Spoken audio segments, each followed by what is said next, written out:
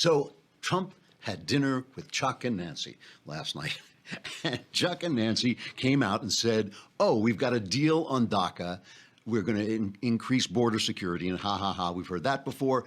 And then we're going to let all the dreamers stay, and no wall, forget the wall. You know, it's not that there's not going to be a wall, but just that was not part of the deal.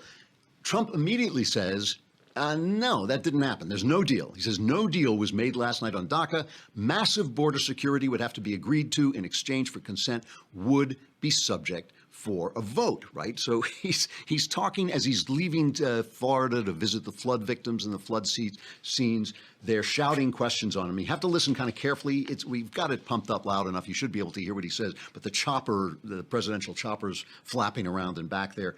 And they ask him, now we're going to play these cuts out of order here.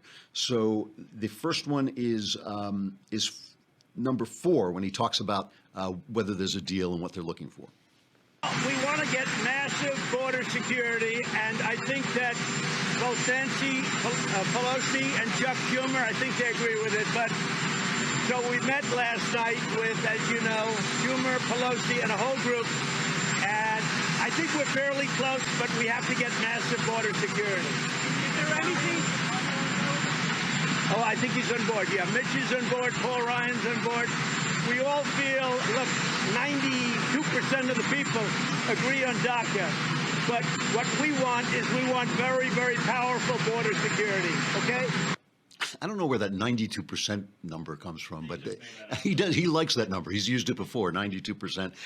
So somebody says, what about the wall? And let's remember, right, the wall is what made him the candidate he was. Build the wall. We're going to build a wall. Mexico's going to pay for the wall. Every time anybody said something, the wall got higher, the wall got taller.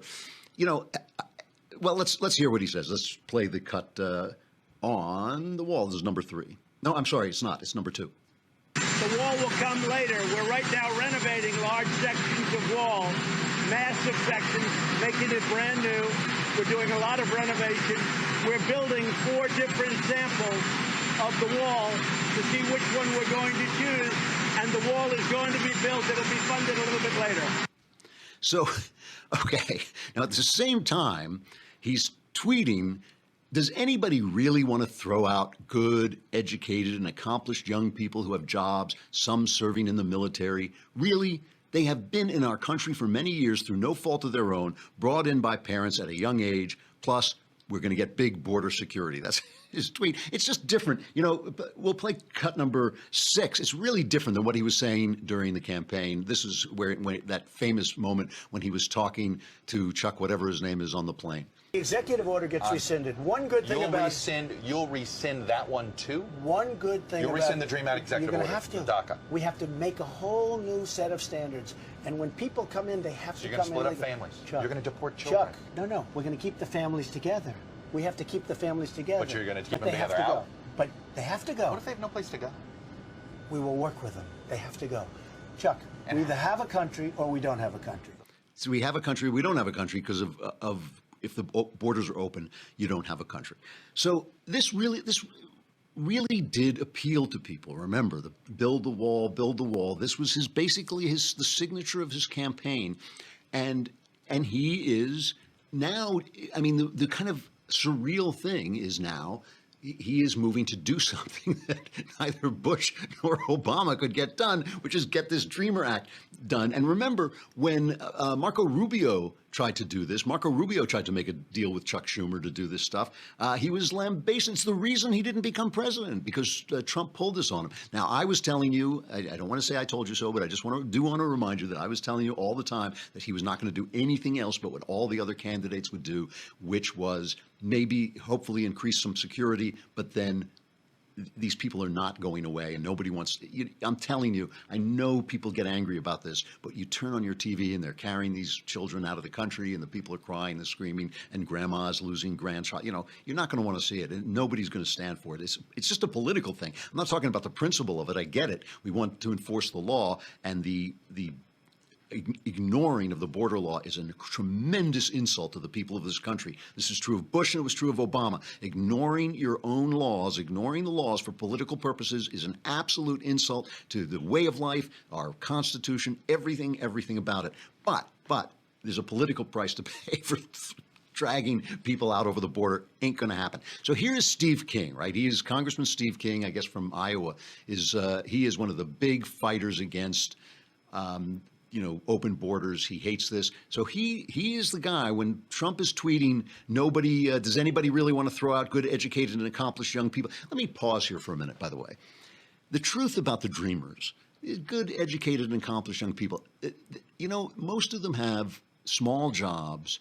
They are employed, and they do have to keep, they're bad, obviously going to be bad ones among so many. It's like something like 700, 800,000 people.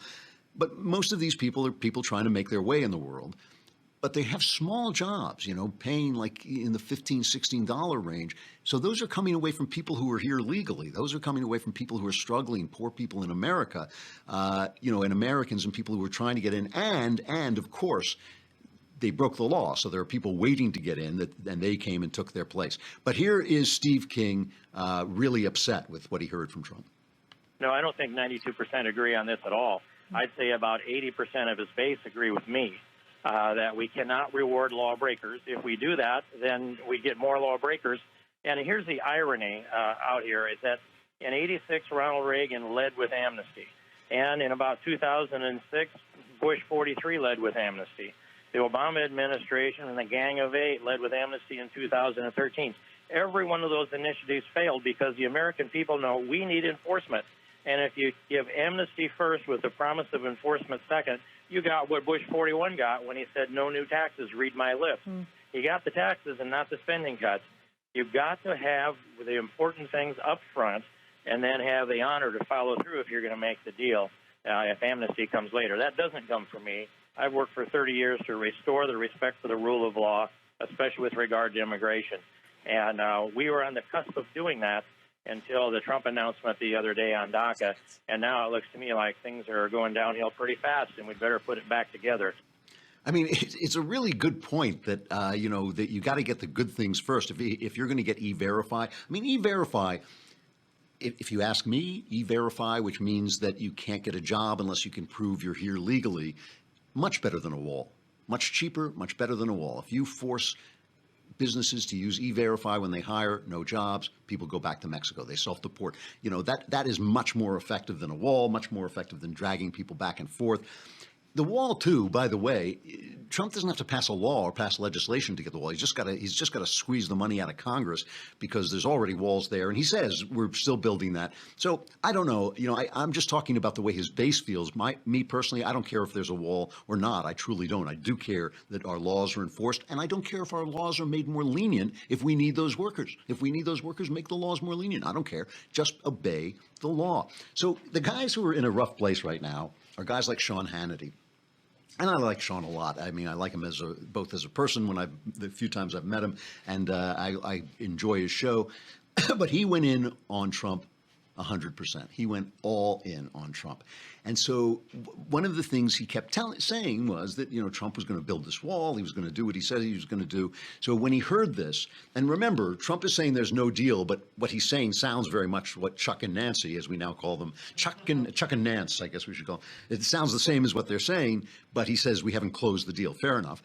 And Sean Hannity tweets out, I blame the Republicans. They caused this. They wanted him to fail and now pushed him into the arms of political suicide, if what Chuck and Nancy are saying is true. This is what Sean Hannity says. Now, the problem with this is I agree that the Republicans put Trump in a position where he was going to go over to the Democrats.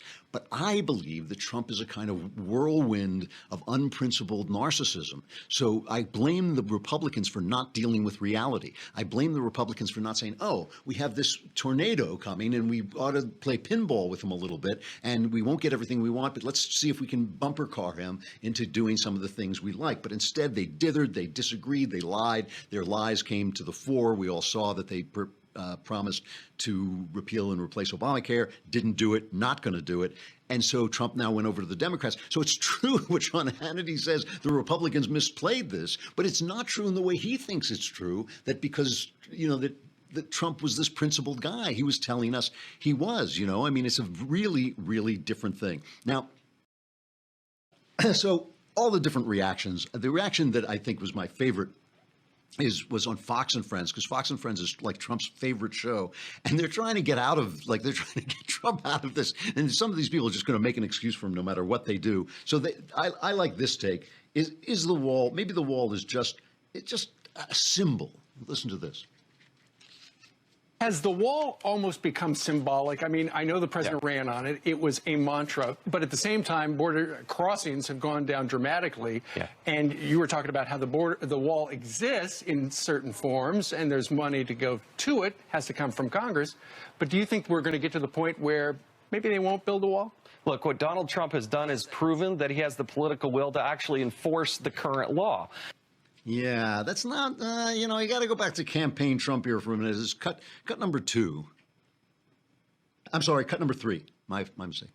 We're going to build a wall. It's going to be a real wall. It's going to be a wall that's powerful and that people aren't going to be going under or up or around or anything else. It's going to be a real wall.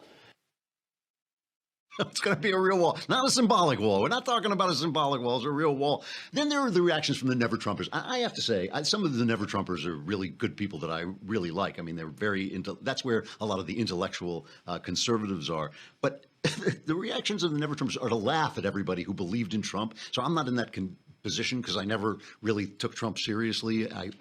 As in terms of what he said, his words never matched his actions.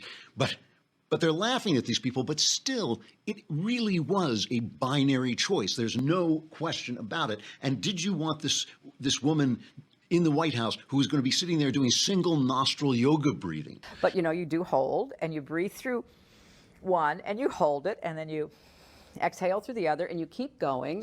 So that would have been your president if you hadn't gotten Trump. So Trump is still better. For me, look, all I care about is what's good for the country. I think there are some real moral hazards in letting the dreamers stay. I think that it makes an incentive for more people to come over. I think it shows people that the president's word is no good. I think it really can be a problem in those terms. But in the terms of that, like people like Ann Coulter, who really feel that this is this onslaught, or the people like candidate Trump who thought these, mostly rapists and killers coming in, I really don't think that's as big a problem. We have handled immigration before, we've handled immigration before, and we can handle it now.